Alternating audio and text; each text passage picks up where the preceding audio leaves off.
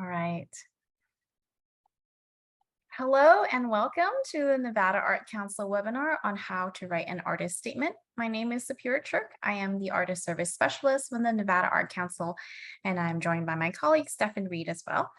We begin this webinar by acknowledging that we gather today from the ancestral homelands of the Numa, the Niue, the Niue, and the Washishu, who have lived in the Great Basin since time began. Please join me in expressing our deepest respect and gratitude to our four major indigenous groups, the Northern Paiute, the Shoshone, the Southern Paiute, and the Washoe. Not just the original caretaker of the land we now call Nevada, but for their enduring stewardship and protection of our shared lands and waterways. Today, the Nevada Art Council reaffirms its commitment to improve the quality of life for our 27 tribal nations, bands, colonies, and 62,000 plus urban Indians who choose to make Nevada their current home. So hosting this webinar today is Clara Lieu. Clara is the founder of ArtProf Project LLC, an online educational platform for learning visual arts. She was an adjunct professor at the Rhode Island School of Design from 2007 to 2020 and has received artist grant from the Massachusetts Cultural Council and the Puffin Foundation. So with that, I turn it over to Clara. Great. Thank you so much for having me. The way we're going to do this webinar, I'm going to lecture about artist statements for about an hour or so. And so if you have questions that come up while I'm lecturing, if you can type those into the chat after the lecture portion is finished, I will go through the chat and answer some of your questions that way. And usually what I do is I'll read the question, and whoever wrote the question, I'll have them come on to voice. So maybe they can elaborate a little bit further. And we also have 3 artist statements that were submitted in advance, which I have done all kinds of edits to. We'll get those artists on voice so I can talk them through some of the changes, give them some suggestions. And if you all look into the chat, there is a Google Drive folder that has all 3 of those artist statements. So that way you can take a look at that more easily on your own screen. And I would like to hear in the chat, who here doesn't like writing artist statements? I'm among you. Tell me what your take is. Tell me what frustrations you have, because I imagine we all have many, despite having done probably a bunch of these, or if you've never written one, of course, it's quite a big challenge. All right, so as Sapira said, I run artprof.org. Our content is 100% free. We provide all kinds of tutorials, critiques, professional development resources. We also have a YouTube channel that you can check out at some point.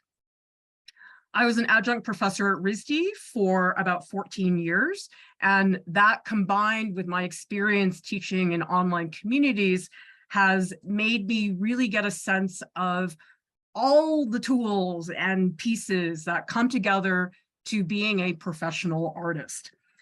The first thing that I would mention is that your writing skills that you use to write an artist statement, they are totally separate from your artwork. So some people might be really brilliant artists, but be absolutely stumped when it comes to writing an artist statement. So never tell yourself that, oh, because I'm struggling writing the statement, it means I'm not a good artist. It just means that writing is maybe not one of your strongest skills, and that's fine. So I'm going to give you some of the essential basics to help you get over some of that will hopefully be helpful. So let's talk about what are some of the circumstances when I need an artist statement, because I think sometimes people don't anticipate when they're going to need a statement. And sometimes you have a wonderful professional milestone. Let's say you get your first solo exhibition at a gallery and you haven't been exhibiting for 20 years. And all of a sudden you realize, oh my gosh, I need a statement for this. And it's not fun to have to do that from scratch. So I like people to understand where you can anticipate needing a statement. The first one is your artist website. I do think it's important as an artist today to have a website, and it depends on the way your website is formatted, but there's going to be some part of the website that talks about your work. Some people put it into various pages that deal with a specific body of work. Other people have it near their bio. Sometimes people have it on a separate page. But the thing about an artist website statement is actually the length, because people hate reading stuff online, especially on an artist site. They're there to see the artwork. They don't want to read an artist statement that is 3 paragraphs long. And so typically speaking, on the artist website, I recommend to people 1 paragraph tops for that artist statement. Another place you definitely need a statement, anytime you apply for an artist residency or a grant. And this is incredibly important for a grant application where they really want to understand your intent. And especially if you're going to apply for an artist residency, a lot of residencies will tell you that they want a project proposal, that you want to explain to them, okay, how will you use your time when you're at the artist residency? And a lot of the applications really are evolving around that project proposal. The next place would be a press release. So for example, if you are having that gallery exhibition, probably if you want to have your exhibition reviewed, say by the local newspaper, you're going to have to send some sort of press release to local reporters, and that's going to have to say something about what that exhibition is about. So there'll be some form of that happening in a press release. You also need it if you have an exhibition. Typically, if you go into a gallery show, there's usually a binder up front where they have your CV, they have your statement. It's really to flesh out the work for people, because a lot of people will come and they'll just look at the show, but there's always going to be people who want to dig deeper into your work, and you want to have a statement available so that way they can read it and get a much broader sense of what your work is really about. So that's a great place to have a statement. And pretty much any gallery website that is having a show is going to have the artist bio, it's going to have the artist statement. So this is really necessary. If you are planning on being an exhibiting artist, you want to make sure you have a statement for that reason. And then anybody who's applying for an MFA program, I think for a lot of MFA candidates, the personal statement is actually one of the most difficult parts of the application. And I can tell you, it really is impactful. I have worked with people who are heads of MFA programs, and a lot of them say to me that a lot of people underestimate how impactful the statement can be in the application, and that sometimes the way the statement is written can actually shift their thinking about the portfolio and what that artist's intent is. So anytime you're applying for an academic advanced degree, that is definitely a place where you will need a statement.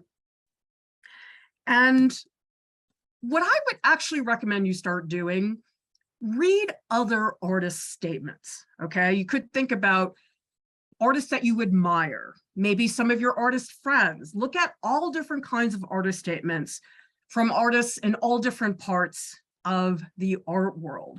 And I don't think enough of us do this, because I think oftentimes we think, okay, we just have to write our own statement.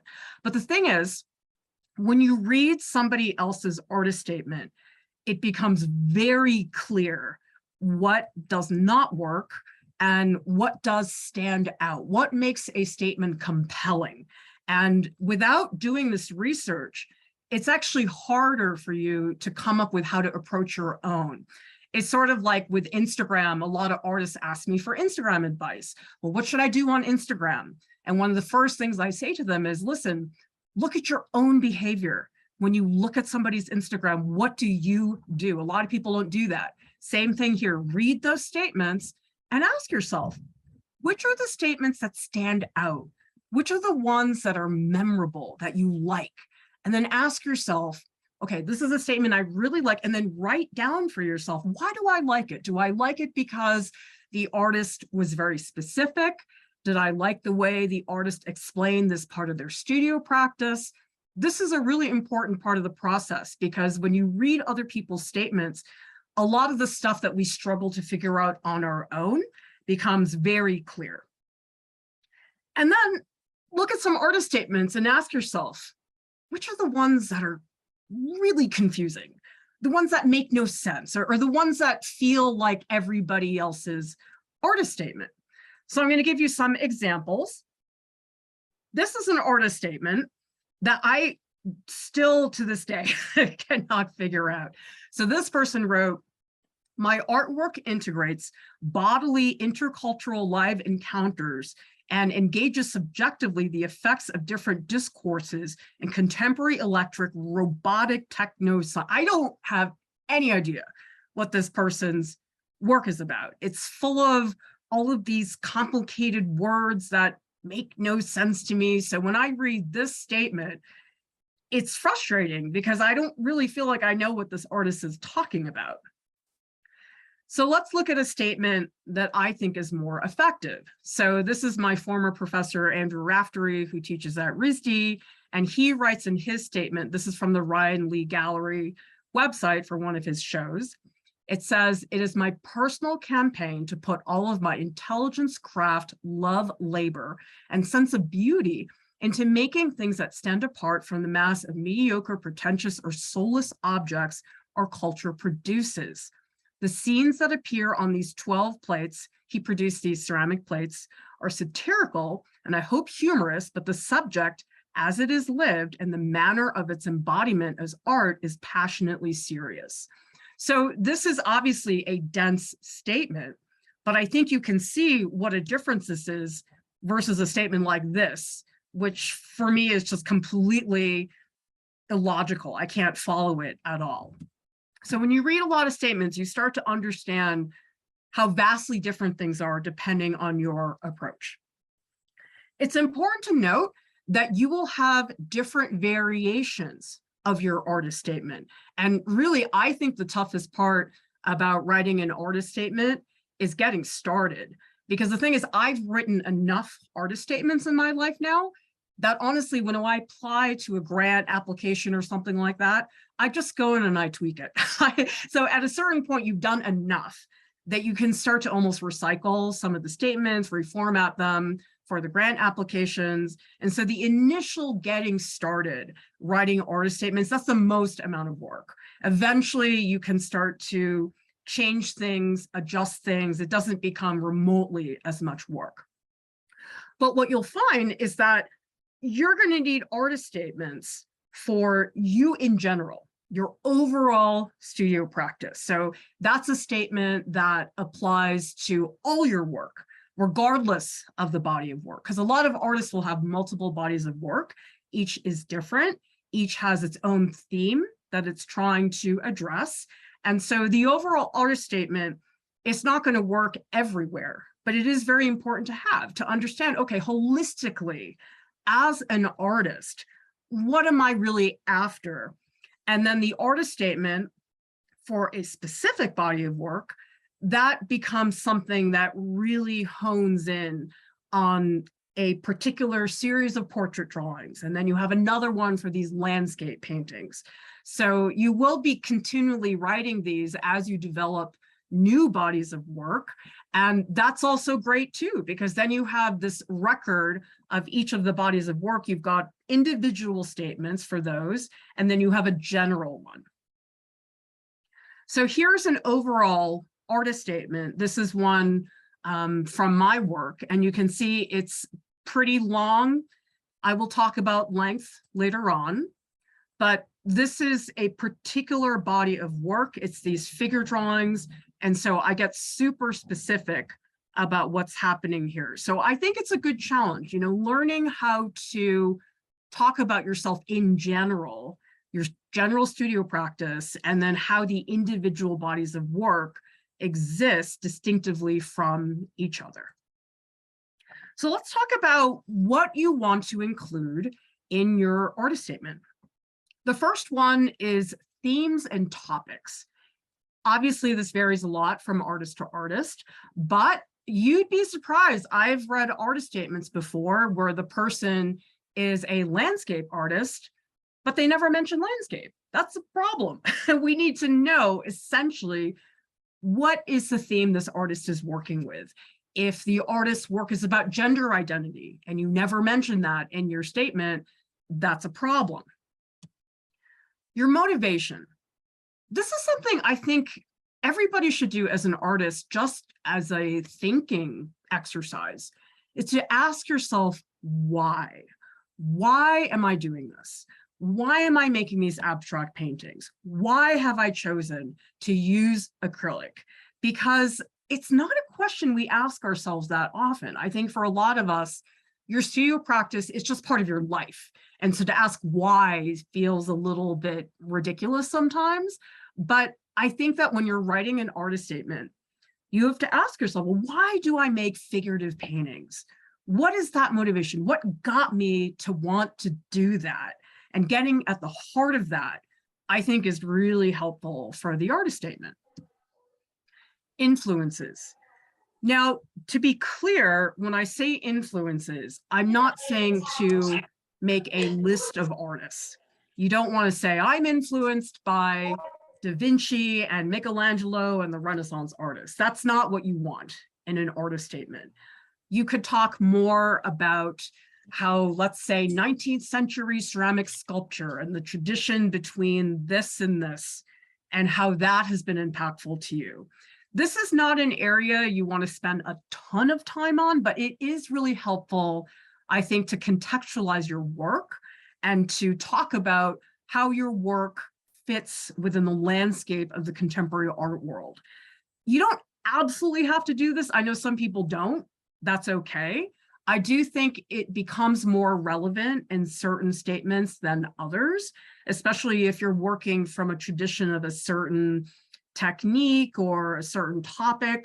But you can get away without doing it, but it might be something that you just think about including and then take away if you decide you don't want it. Format and materials.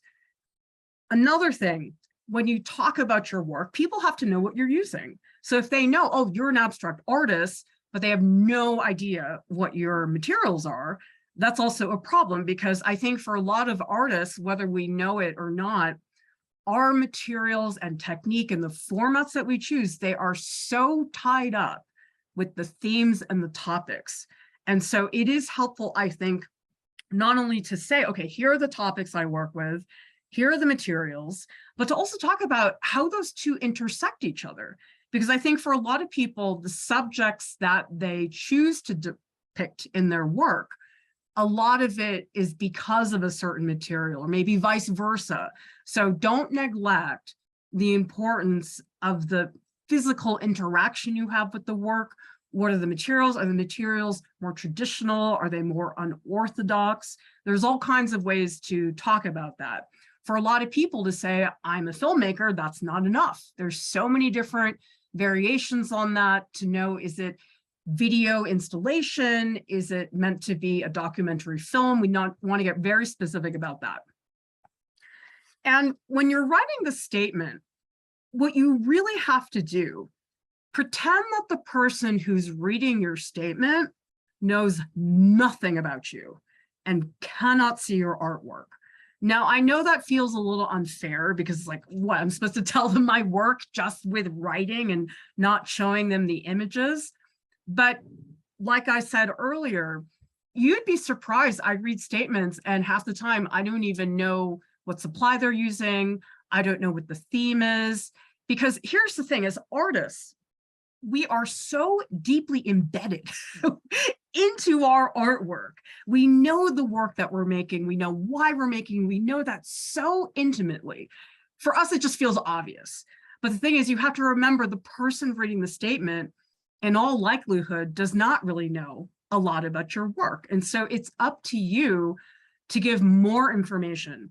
And I can tell you that probably one of the biggest problems I see in most artist statements is people making assumptions, not mentioning certain things because it's just obvious to them as the artist, but it's not to anybody else. So I was reading some of the statements that we're going to be reviewing later on, and I only had the statement. I didn't see the artwork. And as I was reading the statements, I was thinking to myself, okay, can I make sort of a mental approximation of what type of artwork this person makes? And if I can't do that, if I can't even get close, that's a problem. So I'm not saying you need to visually describe your work necessarily, but you have to talk about the right points in your work that people can start to put the pieces together to understand who you are and what you're doing. So let's talk about length, because length is oftentimes confusing. I know some grant applications, they will say, okay, 300 words or less, that's fine. Other places, they don't tell you at all. And then on your website, that's your call. You can do it. You could have 15 pages of an artist statement on your website if you want to. But what I want you to see here is that the length of an artist statement oftentimes has to do with context.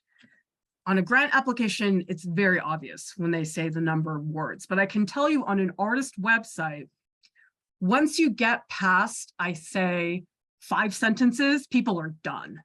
And so it becomes this problem where when people come to your website and they see this like block of text, like 4 paragraphs, what people do is they look, oh, that's too long, I'm not going to bother. But if you have an artist statement that's a paragraph, let's say 4 or 5 sentences, people will read it. And I've heard a lot of artists, they say to me, yeah, but I can't really sum it up in 1 paragraph, it's way too short. And so what I say is, well, listen, either people read something short or they read nothing. There's a reason we have the phrase too long didn't read. And so it's actually to your benefit to write a shorter statement, have people read it, than to invest all your time into this long statement that actually people really are not going to read.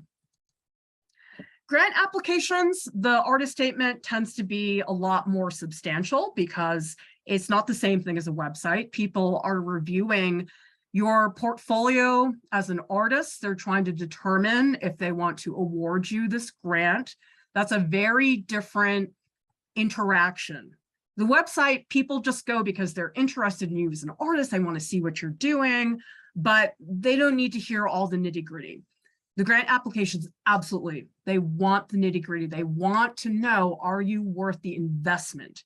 And so those grant application statements are absolutely critical, that they go way in depth into your studio practice. Press releases, same thing as a website. Press release has all this other information on it, on the venue, on the exhibition. And so this is not the place to write a really long statement. You just want to get the point across. And then exhibitions are the same thing as grant applications. They're not being reviewed, obviously, the way that a grant application is. But I can tell you, when you have an exhibition, you have no idea who might see that show. And so some people might think, oh, is it really worth it? It's just a statement for the exhibition. I say it absolutely is. I mean, sometimes somebody sees your show in this place and they're a curator or dealer, they decide they want to give you a show somewhere else. So I think it's always important to make this information available. And in an exhibition, you don't want a quick thing, because you do want people to have that opportunity to do that deep dive into your work as an artist. And then MFA applications, they generally will have a certain number of words that you can adhere to. And these are generally 1 to 2 pages. So what you're seeing is that you're going to end up having multiple versions of the statement in terms of studio practice, in terms of specific body of work, and multiple lengths. And so this is where I think a lot of people don't realize that your artist statement, it's almost this flexible being that has to morph into the right length, the right format. And there are a lot of grant applications who will say, you must mention this. You have to talk about this. I think the most ridiculous one I ever had, I once filled out, I think it was a job application actually, and they said, in your statement, please tell us, what are your plans as an artist for the next 5 years? And so that's the only application that ever asked me that. I've never seen that anywhere else, but I had to add that to my existing statement. So think about it as this base that you have, that you then tweak and adjust according to your needs and the context. Okay, let's talk about how to get started writing your artist statement. And people ask me a lot, do I write in first person or do I write in third person? And the answer is whatever you're comfortable with, okay?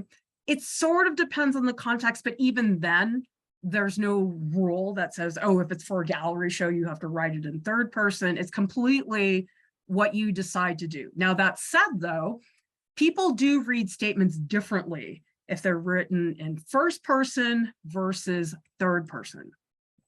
So I just gave both of you here this example comparison. Okay, it's the exact same statement about my studio practice, first person versus third person.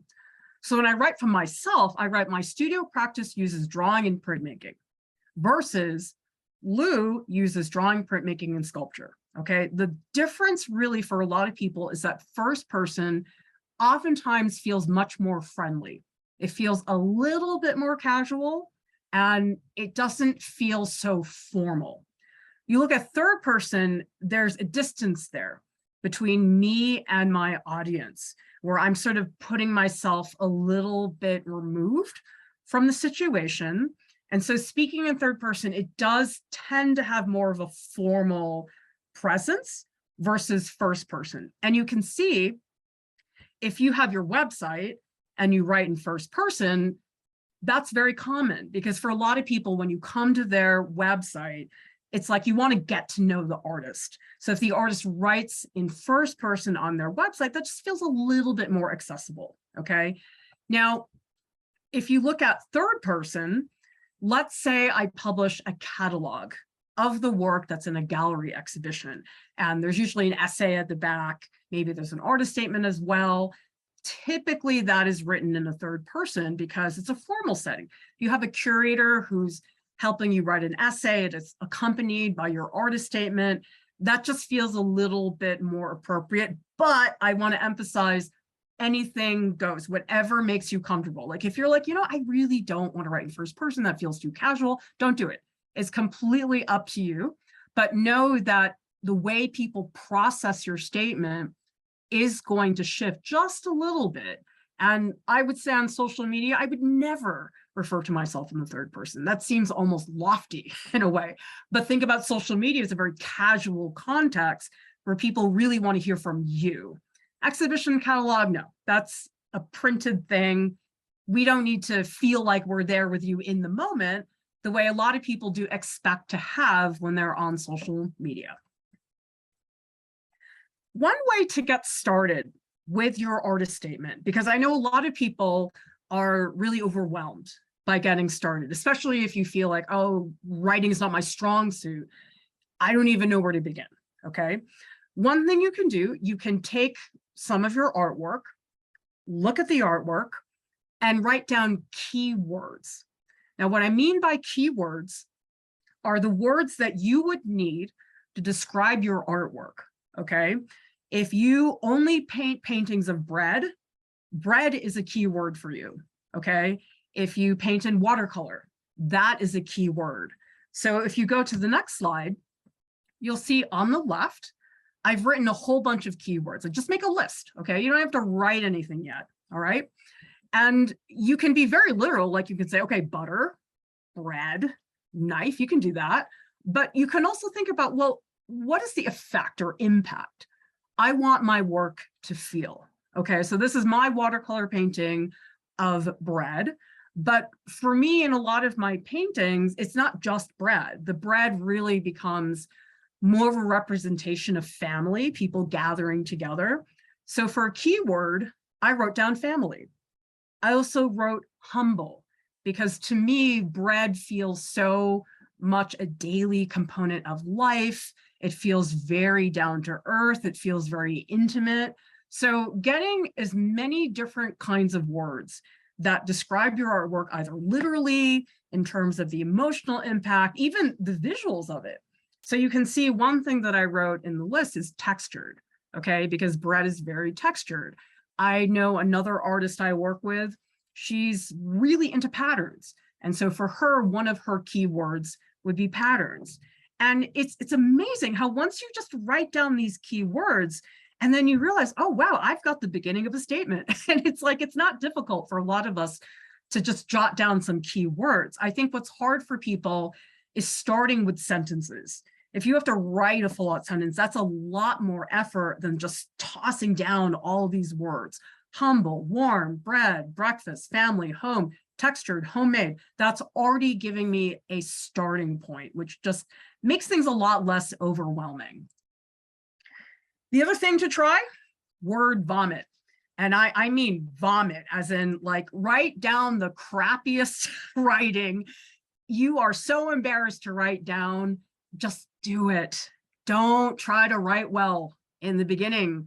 A lot of people oftentimes think, well, that's not a good sentence. That's not worth writing down. I can't write it down until it actually sounds good. But I can tell you, this is my writing process. When I write articles and I write statements, I just write it in the stupidest way possible. So yes, my work is about more than just I paint figures, but I can just write, I draw figures because I think they're pretty. Okay, like that's not really good of an example of an, I would never write that in an artist statement. It's very silly. But if you start with that, I draw figures because I think they're pretty, then you can fix it. You can say, well, maybe I don't want to say because they're pretty. You can say because I love their elegance. Okay, I love drawing figures because they are elegant, and when they float, I love that gesture. Okay, so we went from I think they're pretty to I find them elegant because of their floating gesture. Okay, that's where you have to begin, is with just that utter crappy writing. Okay, because you know something, adjusting and fixing something that's crappy is way easier than trying to invent a really nice, good sentence from the get-go. So oftentimes my first draft of my artist statement is just really bad writing for a couple paragraphs, me feeling like an idiot. I mean, if you guys read what I write down as the first draft, you'd be like, oh my God, Clara, you can't write. Why are you doing this? You can't write at all. But you have to start somewhere. And I would say, especially for people who don't have a lot of writing experience, it is important to know that the statement's going to sound terrible before it even sounds remotely intelligent, and then you build it from there. It's a process, like any other part of being an artist. Writing is not something that happens fast. It's not something you can do overnight, and you make all kinds of edits. I mean, think about how many edits you make in your own studio practice, how many times you have to rewrite that draft. Your artist statement's the same thing.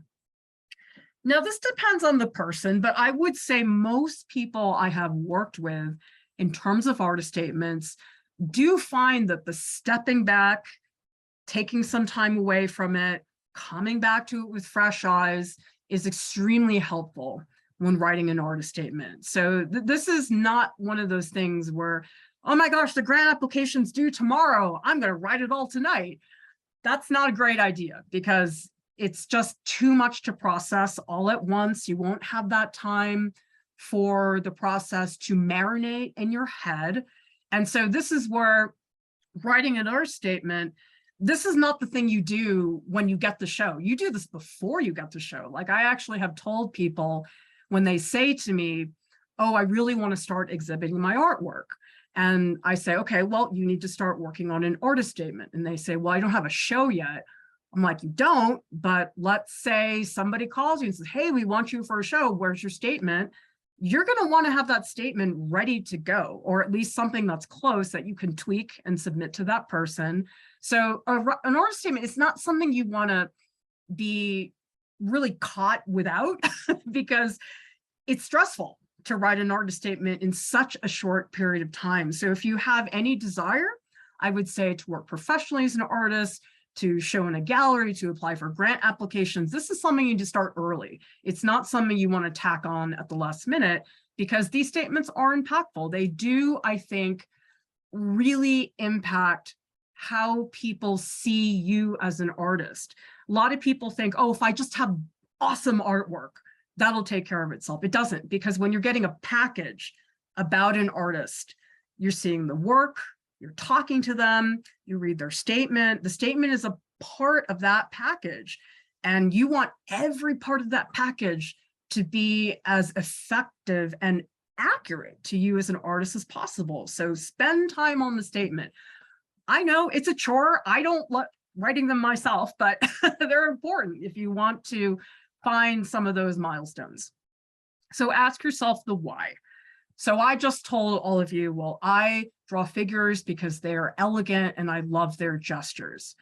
Well, then you say, well, why do you love those gestures? What is it about those gestures that you are compelled by?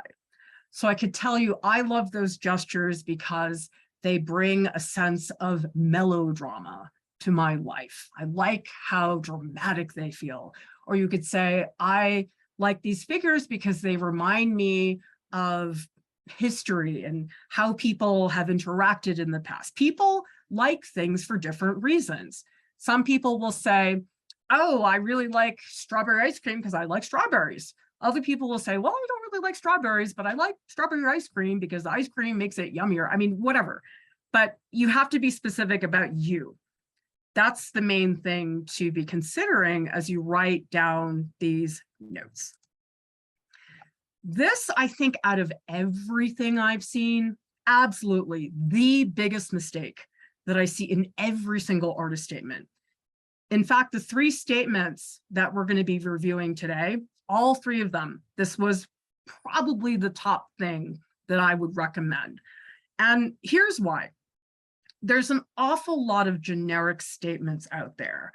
And you need to really, I think, distinguish yourself from everybody else who's an abstract acrylic painter, okay? There's a ton of people who are abstract artists, they paint in acrylic, okay? So you have to say to yourself, well, everybody else is doing that. How am I different? How are you going to distinguish me, an abstract acrylic painter, from the next person who's just like that? And that's what you want people to remember, because there's a ton of people that paint flowers, okay? But why are you painting flowers and how are you different than the next flower painter over? So this is a term that they use very often in journalism. It's a phrase, it's called get the name of the dog.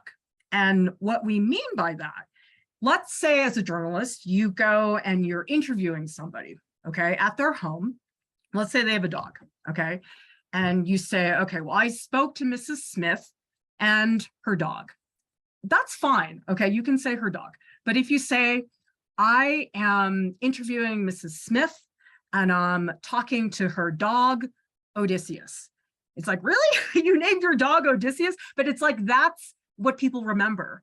Which is more interesting, a dog or a dog named Odysseus? Absolutely. You're going to care about the name of that dog. And so that's what people don't realize is it's okay to say dog, but it's way more interesting to say a dog named Odysseus. So let me give you some examples. And these are ones I see all the time on artist statements where people say, I'm a mixed media artist. That's fine. Now I understand something about you, but it's still pretty broad, especially when you think about how mixed media really could be all kinds of different things. And so look at what happens if you change your statement to be more specific. I'm a mixed media artist working with encaustic techniques and cast iron found objects. Wow, now we know so much more about you as an artist, okay? When I mentioned encaustic, you realize, oh my gosh, okay, encaustic, that deals with wax, that deals with all these other materials. And notice the combination, cast iron plus found objects, because you could just say cast iron objects, okay? That would be fine. But the fact that they are found objects, that changes things, because then you realize this is somebody who is really on the hunt for cast iron objects. And that already is just a couple, it's just one word, found, as opposed to objects. You have found objects. That is what gets people interested. It also gives me an image. So let's say I've never seen this person's artwork before, but already in my head, hearing the word encaustic brings up all kinds of visuals. So does cast iron. And you'll notice here, I don't even say anything about if they're 2D or 3D as an artist, but the second you hear cast iron found objects, you know this is somebody who works three-dimensionally. It's not just flat mixed media paintings. So this is all the difference in the world when you talk about your work. I think it's even more important when it comes to subject matter, okay? Because there are many topics and themes that are extremely common. It's sort of like when you think about people who are writing stories, okay? A lot of stories are variations on the same theme. Star-crossed lovers, a story that's about a journey, okay? Those are all really common, but so how do you make it so your identity and culture is more interesting? A lot of people make artwork about culture, about identity, but what is yours, okay? So if I write, my drawings are about identity and culture, it's just really vague. It's like, okay, so your work's about stuff. It's kind of the equivalent of saying that. If I say identity and culture, you haven't really learned anything new. And so that's what you want to make sure your artist statement is doing, is when you write something down, people learn something new, okay? So if I instead say, my drawings are about how my identity as a first-generation Asian American impacts future generations in California, okay? Now, in the earlier statement, I said culture, okay? Here, there are two things that come back to culture. There's Asian American, there's also California, okay? Being an Asian American in California, that's different than being an Asian American in Massachusetts. So you have to think about being really specific and concrete, because I think the other issue with people not being specific enough, things are just so vague. And when they're vague, they're not really that interesting. When you tell somebody something very specific, that's when they perk up. And then not only am I talking about first generation, I'm also talking about future generations, how my place as a first generation person and what I want for future generations, okay? So you can see the sentence at the bottom, it's longer, of course, than the first one, but it packs in tons of information. And I really think if we look at these two statements, which one teaches you about me? You read the first one, you almost don't know anything about me. You read the second one, you realize, okay, Asian American first generation, that is specific and concrete. And I know some people are sometimes hesitant or worried about speaking about themselves, but I think I would just remind yourselves that all kinds of people paint landscapes, all kinds of people paint portraits, but how are you different from the next portrait painter? Another thing to keep in mind when you're writing an artist statement, you want to be confident. And some artists are nervous about doing this because they say, well, that just sounds really cocky, or that sounds like I'm putting myself up on a pedestal. And I don't want to be that way because that's obnoxious. It's not. It's called being confident, because you want the artist statement, whoever's reading it, when they're done, you want them to believe in what you're doing. If somebody reads your artist statement and they're like, okay, meh, yeah, whatever, that's not a good look, okay? You want somebody to read the statement and say, yes, this is what this artist is doing. I'm excited about it, because the thing is, if you're not confident about how you speak about your work, guess what? No one's going to be interested. And that's the case with all public speaking. Like if I come up here and I say, well, I know a little bit about artist statements. Yeah, you know, I guess I've written a few. None of you would want to listen to me. Okay, you'd go, ah, she doesn't know what she's talking about. But if you say really concrete statements, not asking questions, is really going to reflect better. So I see this a lot. People will say things like, I work with egg tempera, but I'm not very good at it right now. That's not what you want to read in an artist statement. Maybe this is true, okay? Maybe you really are not that good at egg tempera yet. Maybe you really are trying to get better. But you know what? You don't have to tell people that. They really don't need to know. And really, that whole fake it till you make it, it totally is so true. Like, if nobody's asking, don't tell them. They don't need to know that. Saying things like, well, I hope eventually I'm going to be able, no, tell them you're doing it now. This is what I'm doing. I'm doing it for this reason. This is how it's going to happen. Okay. Don't talk about what you want to do, what I hope to do eventually. Maybe I'll get this. I want to become this type of artist. No, you want to talk about right now. Okay. Your future, they're not that worried about that. They want to know what's in front of them. They want to look at the portfolio and feel like they really understand you as an artist. You have to be assertive as an artist. And I think, honestly, a lot of artists can be quite modest, which I'm not saying that's a bad quality necessarily, but when you're trying to convince a committee of people to give you $3,000 for an artist grant, they're going to want to feel confident about that. They're not going to want to say, oh, well, this artist doesn't, I'm not so sure they're going to make good use of this money, but if this person really has good concrete plans, we are going to give them the grant award.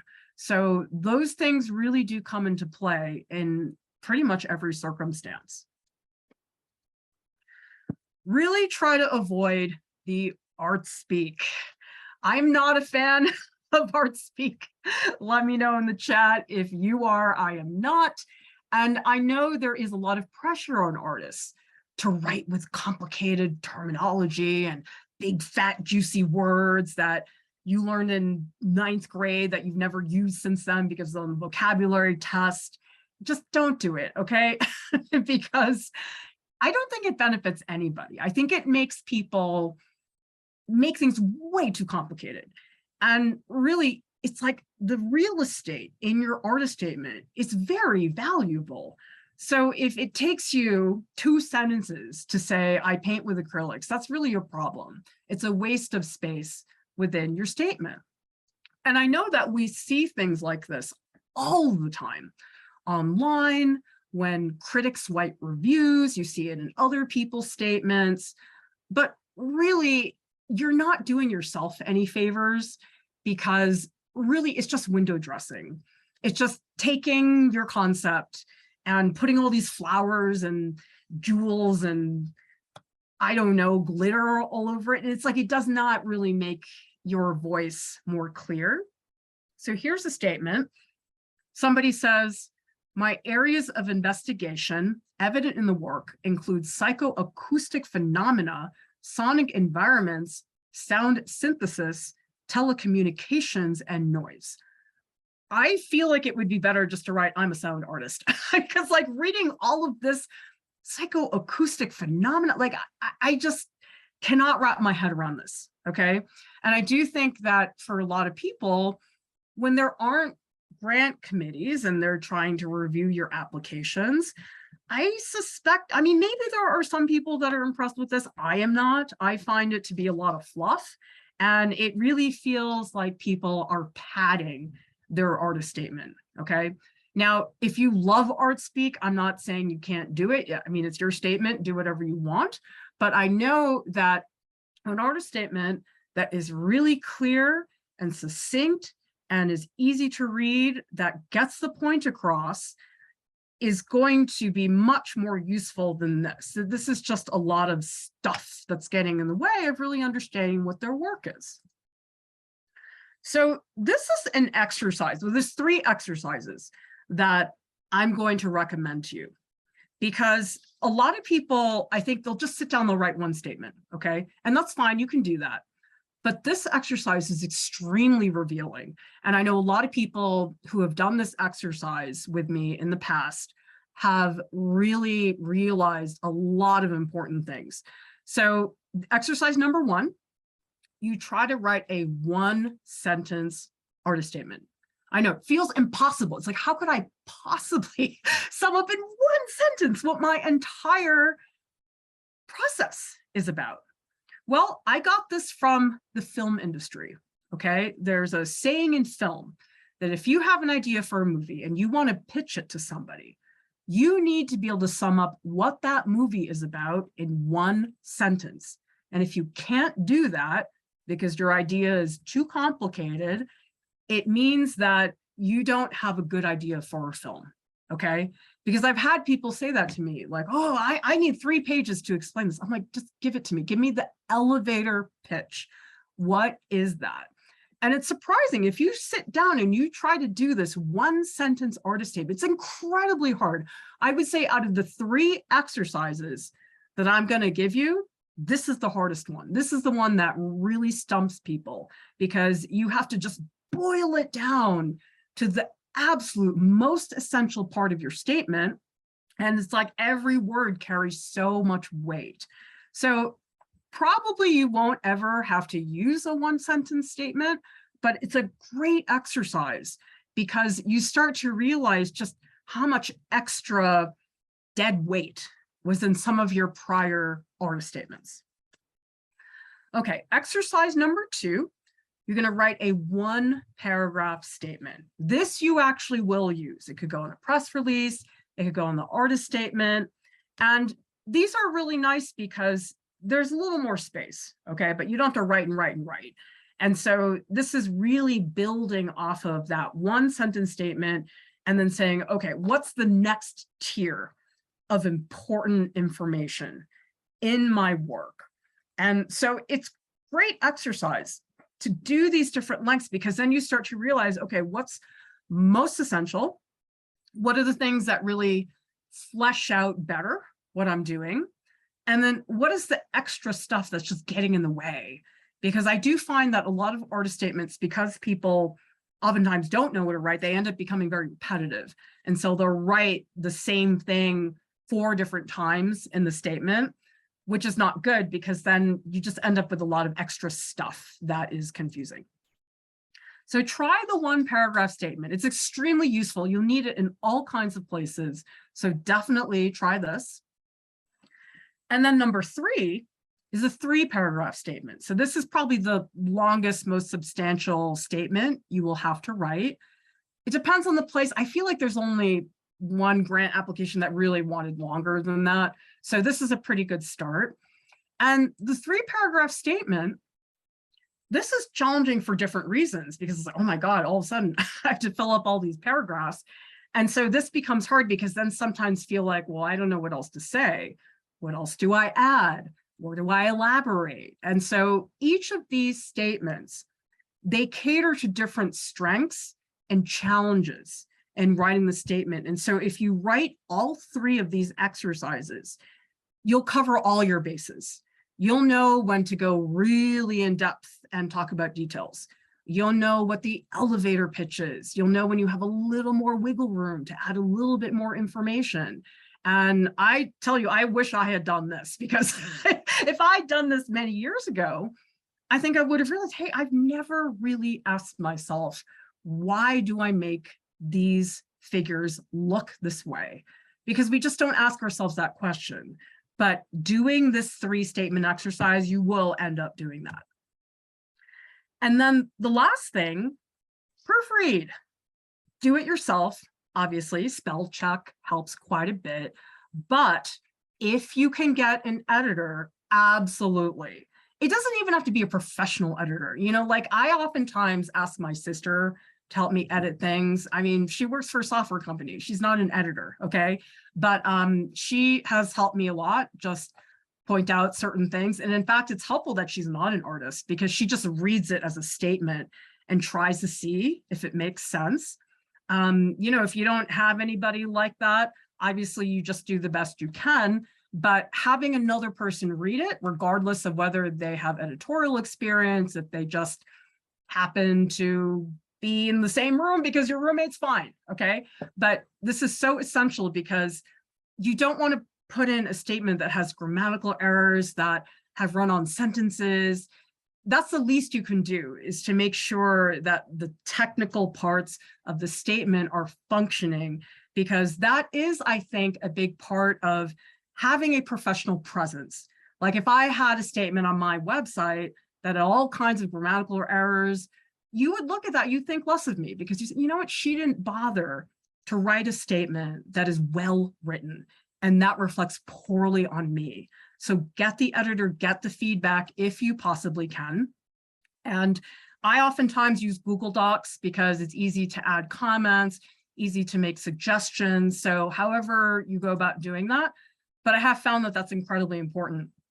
So if you look at this, like this is a 1-paragraph artist statement that somebody wrote, and they asked me for help with the editing process. And the statement, it was really greatly improved because they had multiple drafts before this, but even at this like 3rd pass of edits, it's still a lot, because what happens is people write the statement and they'll say, oh, you forgot to include this, add this, this, and this. Okay, so they add that. And then I come back and I say, well, but you got to reword this because you didn't have it before. Now we need to connect it to these other things. So it can be a lot of work, but I can tell you all, when you get to read a really good artist statement that is clear, that represents the artwork accurately, that's well written, oh boy, that stands out. Because most of the artist statements that I read are not very well written. They're not clear, they're full of padding. And so reading one that's good, that is something I think people have not tapped into enough. Because of course, as artists, we care so deeply about the portfolio, about what we're doing. And so sometimes we feel like, oh, this is just another task. But it is worth investing that time and energy because it really makes you stand out when you have a good one. All right, so looks like we have some time for questions. So if people want to jump into the chat. Oh, okay, so Sherry, you are actually one of the people who had the statement. So let me look at yours. But Sherry, can you get on voice? I think Sapira, you have to give Sherry. Yes, I Yeah. will allow Sherry to speak.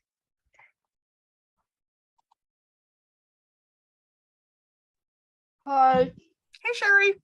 thank you for this great presentation. Cool. So your first question, structure criteria, different for visual artist statement versus writers. Yeah, because you're a writer, right, Sherry?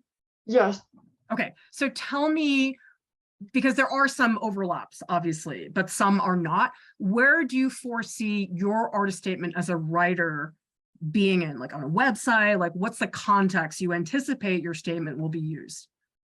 grant applications. Hmm? Grant applications. Okay, cool. Yeah, so that's pretty much the same thing because it's a panel of people that are trying to see if they want to invest the grant money. So this is pretty much the same thing. It's just you're talking about different things. Like one thing I noticed in yours, you mentioned new adult fiction. You know, for a writing grant, maybe that's important to identify immediately because I know sometimes they have different categories. Yeah, and so you're asking Sherry, examples of statements with too little detail, can you have too much? Do you want to elaborate on that, Sherry? Well, most of the examples that you gave, you said that they were kind of vague, and then you gave better examples with more details. So I was wondering about the other extreme. Can you put in too much detail about what you do or about your methods or your genre, and therefore lose your reader's attention? That's mainly what I was trying to ask. Yeah, you absolutely can. I mean, one of the things that's the most obvious signal of that is when you start writing a really long statement. Like I approximated 3 paragraphs, but most people do not need 2 pages for an artist statement. Like I said, there might be a grant proposal that wants that. But I think if you can't get it done within 1 page and you've got all these details, you need to take them out. And then you have to ask yourself, okay, what are these details that really matter? Okay, so let's say as a writer, you like to write on a notebook versus laptop. We don't need to know that. Like, who cares? You know, it's like, it doesn't matter to us that you use a notebook. Okay, but it does matter to us that maybe you write in a linear way, or maybe you write in a haphazard way, and maybe that influences the way that you construct your narratives. That does matter because that's really part of your entire studio practice and how you're going about doing things. And really, you can almost start by putting in too many details on purpose and then say, okay, what are the details I can lose here? Because I would say for the most part, that's usually not something I see.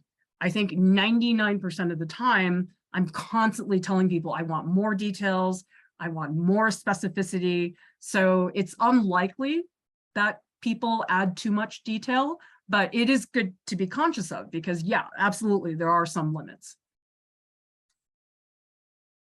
Thank you. All right, cool.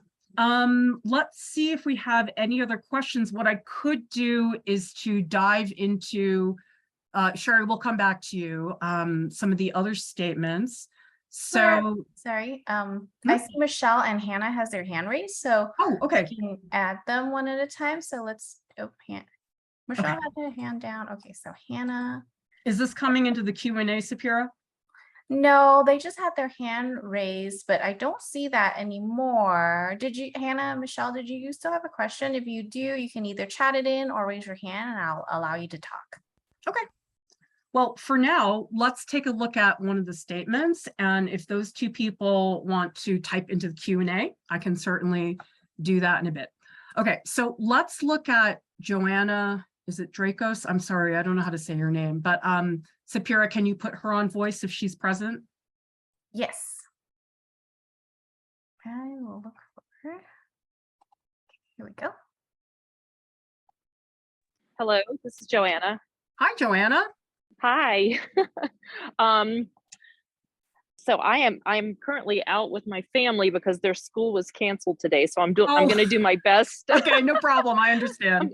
I'm going to do my best here to anyway, please continue. Well, yeah, I just wanted to hear before I dig into your statement, what it was like for you writing the statement. Is it something that's new to you? Do you struggle with it? Is this your favorite thing in the world? So yeah, I do struggle, and I really related with when you said just put down crappy stuff in the beginning, because that's kind of what I tend to do. I sort of throw my thoughts down randomly, and then I try to regroup and make sense of them. Mm-hmm. And you know, I do struggle. Yeah, absolutely. It's really hard. I don't know anyone who enjoys writing these. And I've even, asked some writer friends to help me out, and I just have not been able to get anybody to help me edit. So I don't know if my writing's any good or not. I'm clueless. Challenging because somebody can be a brilliant writer but not really understand the purpose and context of an artist statement. So it is hard to find people that really know what this is supposed to be about. Right. Yeah. So I would say in general, I mean, you're going to get these edits after the lecture, but the main thing that I see is that there's a lot of repetition where you're sort of saying the same thing in different ways. Like, for example, at the top, you talk about when to let go, when to restrain my artistic impulses. And then you start talking about that again, extension of my mind. And it's so vague. Like basically what you're saying is the creative process is sometimes making me indecisive. And the thing is, we all have that. Every artist has question like, oh, am I done? Am I not done? And so you have to frame it as, okay, that's something I struggle with. But everybody, yes, we all have that. But how does that impact you? Or is it not worth mentioning because it is so common? Right. I see what you're saying. It's sort of like if you think about all the things that people do during the day, okay? Most people will eat breakfast, okay? If I say to you, Joanna, I ate breakfast. You're like, okay, cool. If I say to you, Joanna, I had baked muffins and fresh fruit from a farm and whipped cream. I mean, you know so much about me all of a sudden. You're like, oh man, you care about your food, Or if I just say, well, I just grabbed an apple and ran out the door. It's like you get sucked into that story. And so I think with your statement, a lot of the stuff is very general. where you say the stresses of life, meditative Okay. process.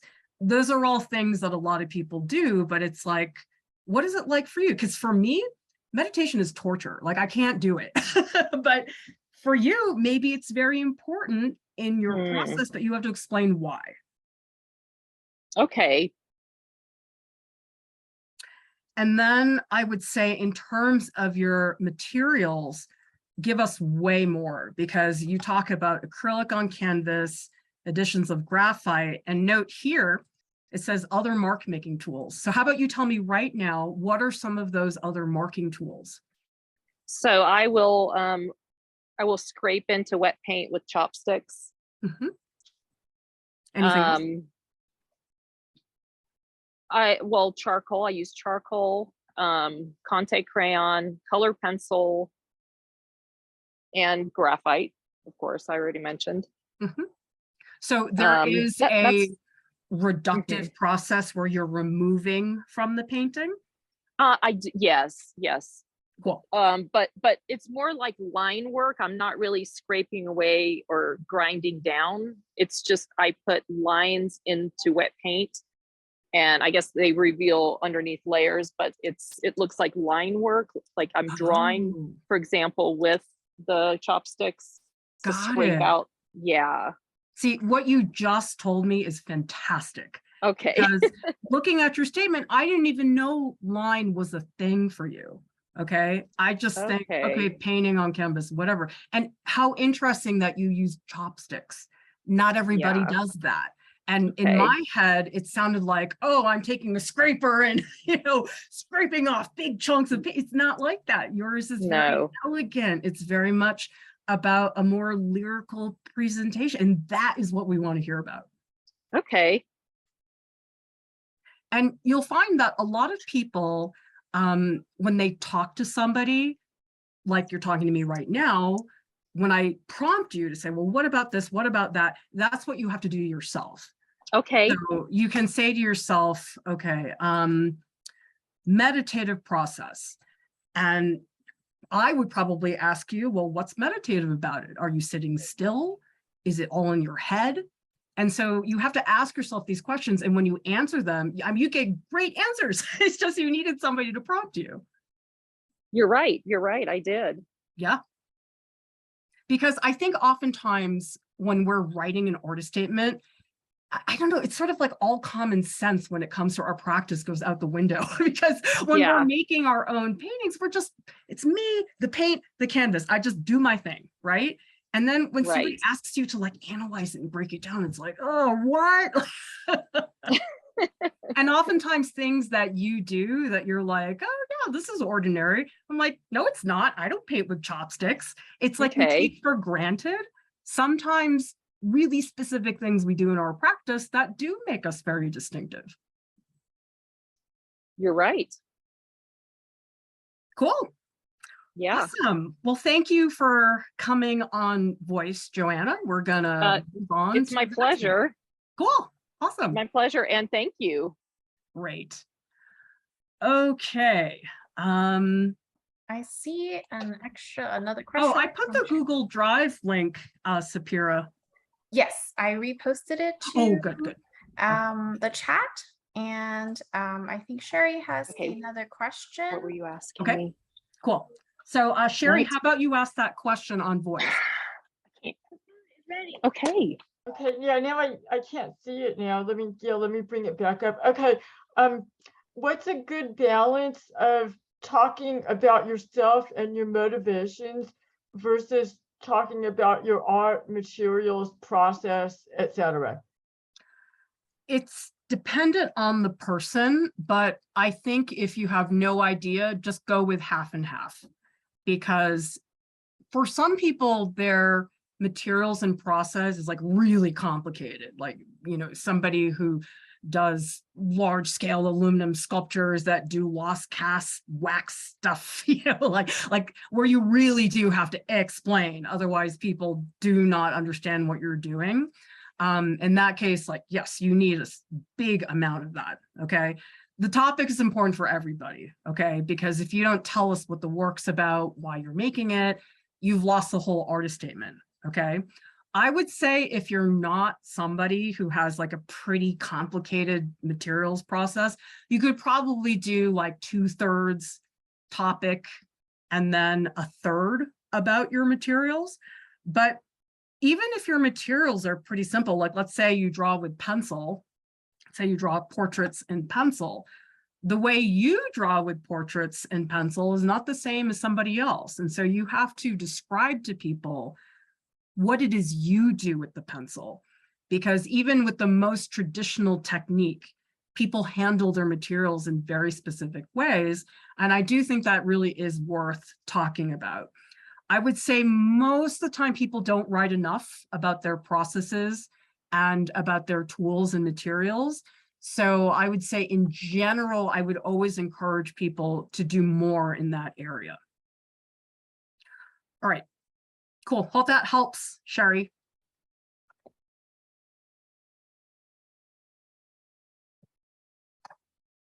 All right, we've got some time to take a look at, I'm sorry, I don't know how to say your name, Sydney Tusk. Do you want to get them on voice, Sapira? Yes. Hi, I'm Sydney. Sydney, hey. Yes. Hi. All right, so I'm going to ask you the same thing I asked Joanna, which is how many, have you written a lot of statements? Is this something new to you? And what was it like writing it? Did you find it frustrating, easy, straightforward? I've written quite a few statements and I hate every one of them. Oh, I suspect a lot of people feel the same way. Tell me why you hate them. Well, they're really hard. I'm not used to talking about myself or about my work.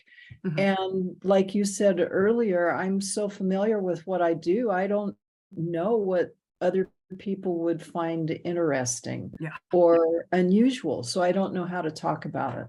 Okay, great. That's really good to know. Okay, sort of similar things about specificity and really getting into more details is what I said to Joanna.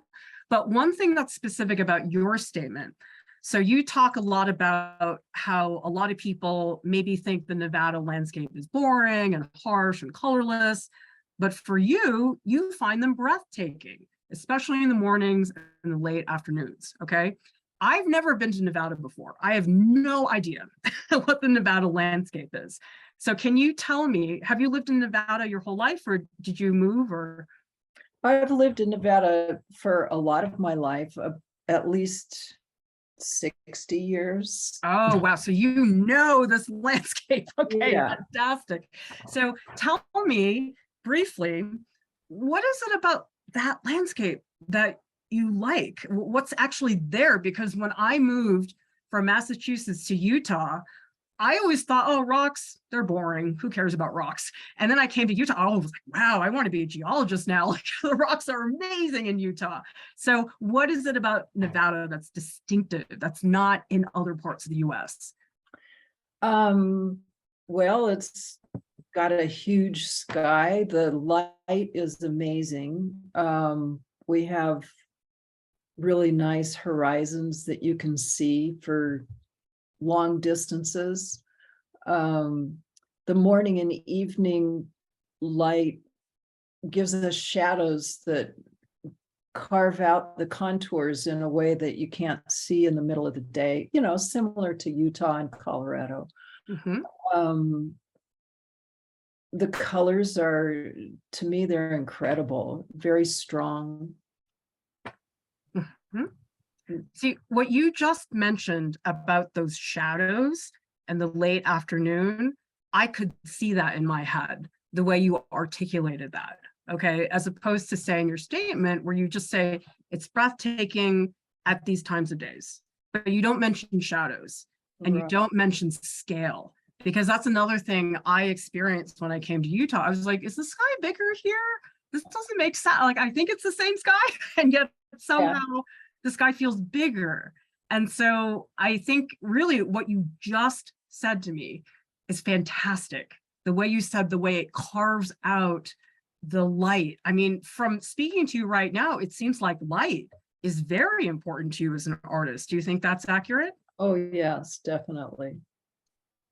What is it about the light? How does the light make you feel? Is there an emotional impact with the light?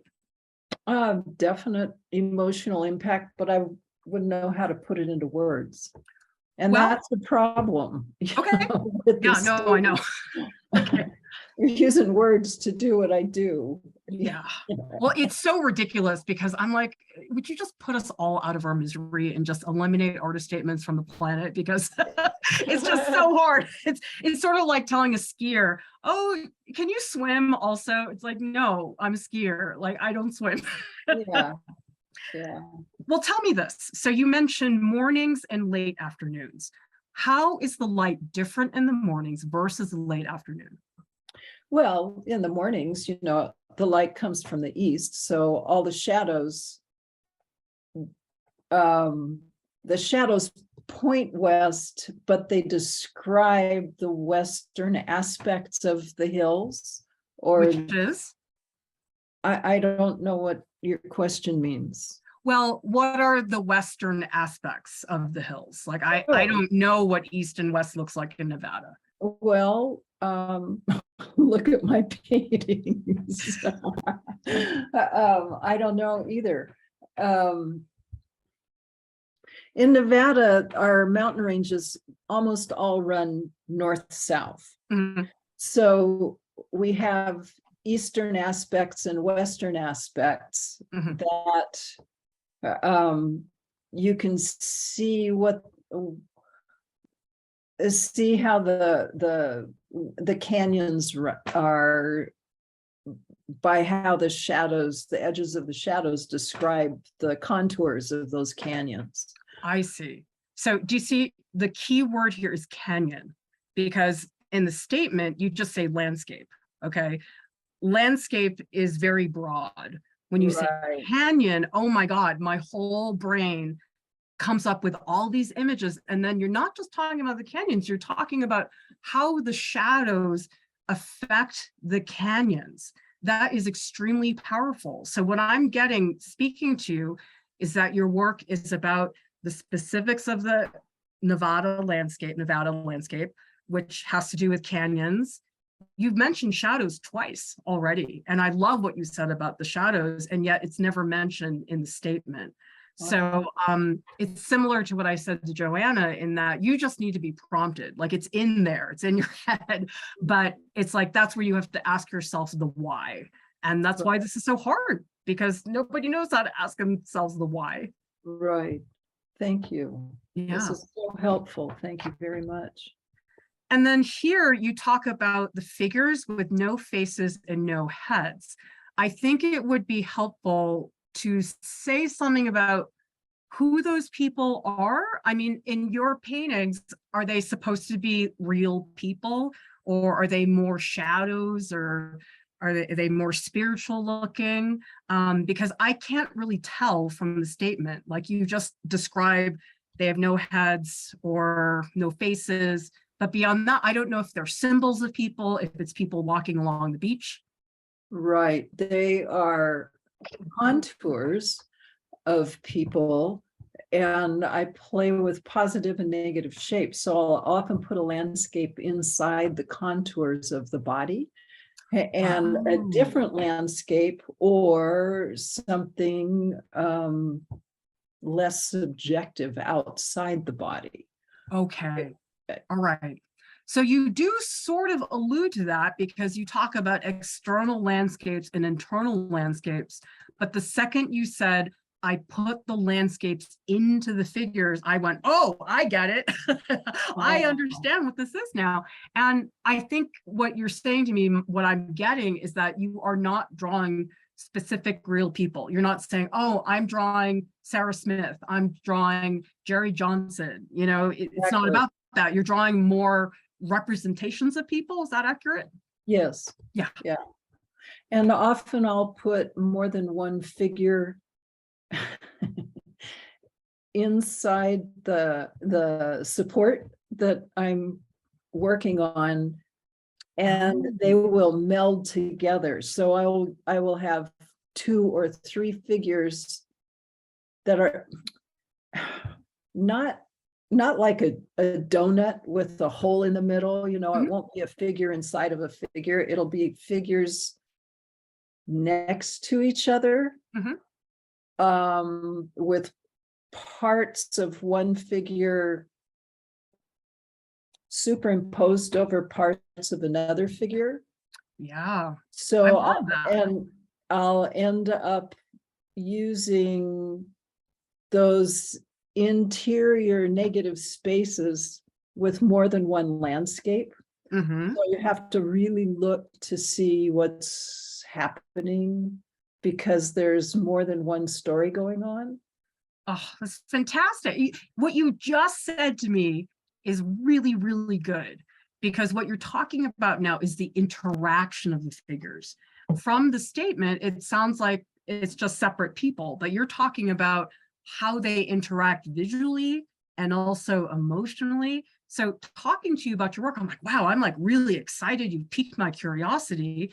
But the reason you have is because you're getting really specific and concrete.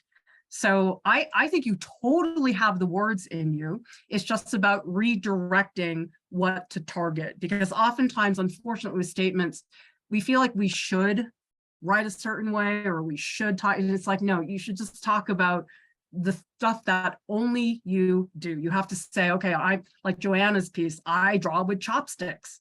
It's like, Right. I'm going to remember that, Joanna. Like next time I think about chopsticks, I'm going to say, oh, Joanna draws with these. So those are the things you want to latch onto. And you sound like you know so much about your work. It's just a matter of redirecting how you put the words down. Right. I think I understand. So when you're talking about maybe three paragraphs or whatever, how long are these paragraphs that you're talking about? I mean, something to, let's say this is what, 10 or 12 point font. This is Sherry's. I would say 3 paragraphs is probably like 75% of the page. Maybe 4 paragraphs is 1 page. You know, obviously depends on the place. Some places have like a literal word count, but the point is with the 3 paragraph statement is it's substantial. It's not just the like overview for your website. It's like something that somebody takes a really deep dive into your work. Okay, that's really good information. Thank you so much. Oh, good. Thank you so much for volunteering. It was great to talk to you about it. Oh, thank you. It's great to talk to you. All right, let's take a look at Sherry's statement. So Sherry, can you get on voice and tell me a little bit about this?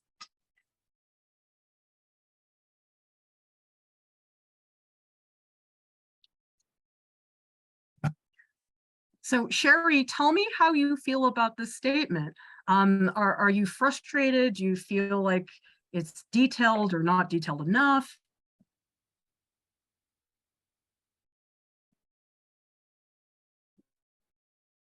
Oh, you're muted. Sapira, can you unmute Sherry? Looks like you're not muted right now, Sherry. Okay, can you hear me? Yep. Mhm. Okay, sorry about that. Yeah, I was problem. looking for the unmute button. Okay, I'd like to create this statement for an artist project grant that I would like to apply for from the Nevada Arts Council Cycle B. Mhm. And I would like it to be specific to the novel that I'm working on, Mhm. that I've tried to describe in the statement. And I guess I would like it to be kind of like you were talking about, more of a 50-50 balance of who I am and what my process is and Mhm. what the work is about, if that's appropriate.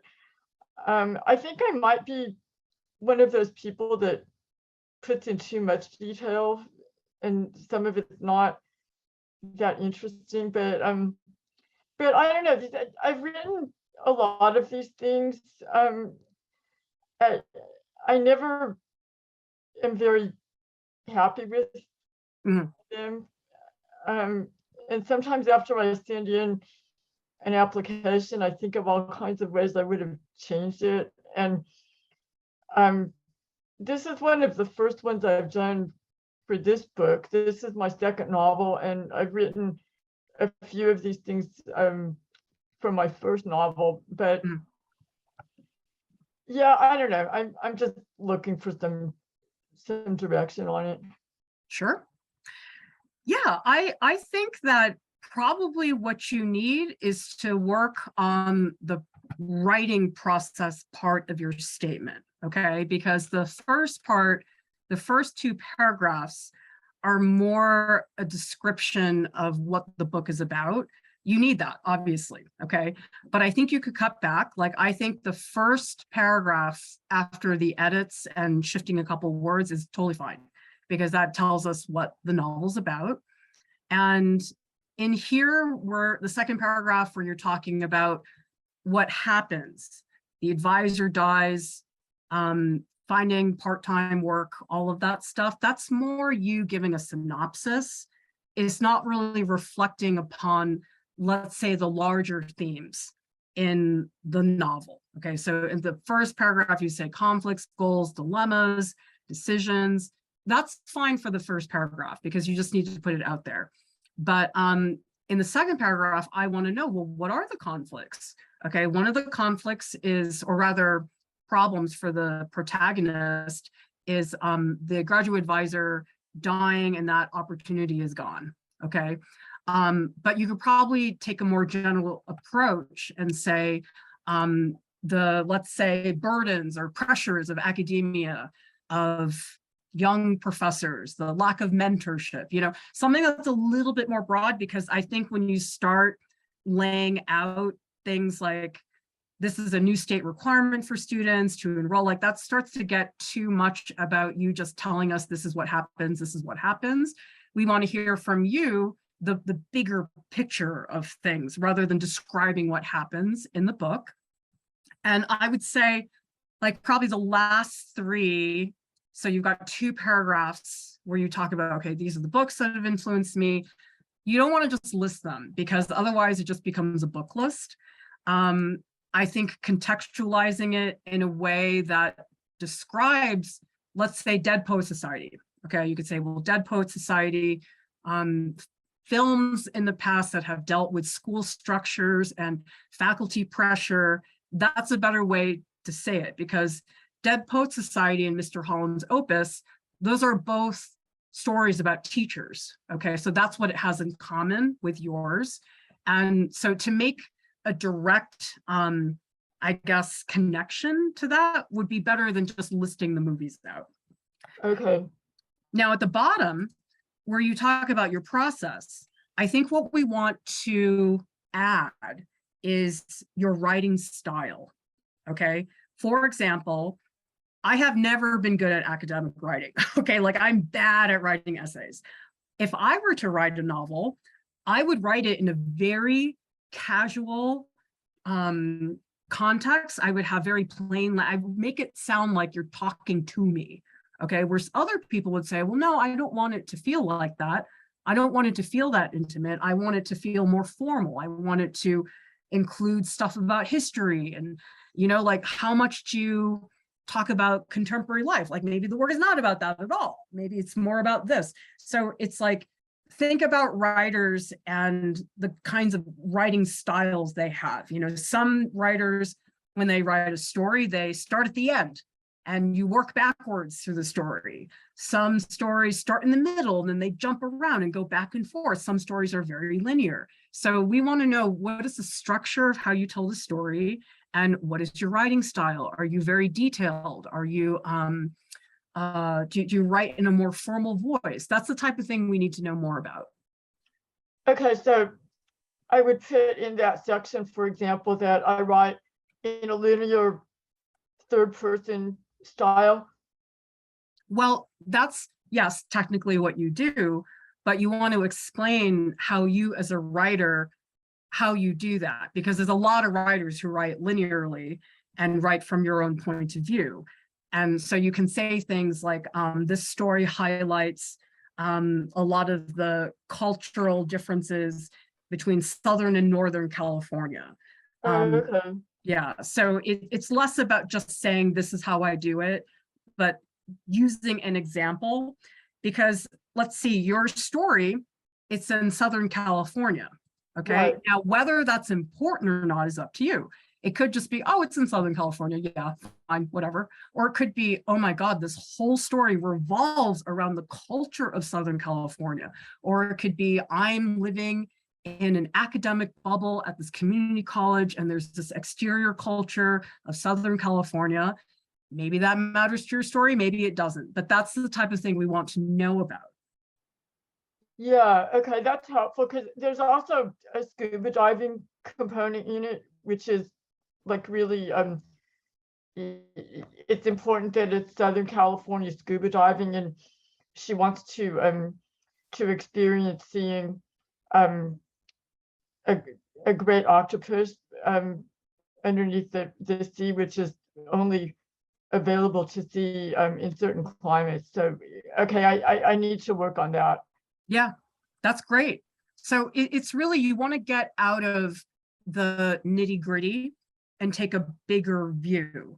Okay. Because, you know, if I was writing this book as somebody who was in academia, I would probably write about the pressures that are put on young faculty, the lack of mentorship. I would talk about the academic structures and the contracts, which I think are unfair. That's my take, okay? But maybe your take has nothing to do with that. Maybe you don't. Yeah, it has a lot to do with it. Yeah. But so show me that, okay? Because what you're saying instead is the advisor dies. There's the student loan thing. There's this. It's like, those are the puzzle pieces that tell the story, but what is the bigger picture of it? Is it pressure on young female faculty? Or is it about the misogyny in academia? Whatever you want to talk about. Okay. Cool. So yeah, I would say the first part of your statement doesn't need as much work, but the part about talking about your writing style, your approach, what are the themes, that's sort of what we're missing. We're getting the story, but we're not getting the themes. Okay. Could I get your edits, but would you be able to email me this or Yeah, I'm gonna I've given Sapira access to all these documents. So Sapira, maybe you'll be able to send the Google Doc to Sherry, Joanna, and Sydney, so that way they can actually get the doc. Yeah, of course. Thank you. Great. And also, just one last thing. I've been writing as fast as I can, but is there going to be a recording of this so that I can listen to your comments again? Yes, there will be. We are recording this webinar and we will be sharing it on our YouTube page in the next couple of weeks. That's fantastic. Thank you so much. Thank you, Great. Clara. I'm So really happy you shared this with me, Sherry.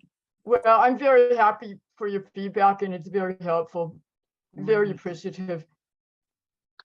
All right, well, that's it for my portion of the lecture. Thank you, everybody, for joining us. I hope that I've given you some good ideas for how to move going forward. And I've had a great time. So thank you, everyone.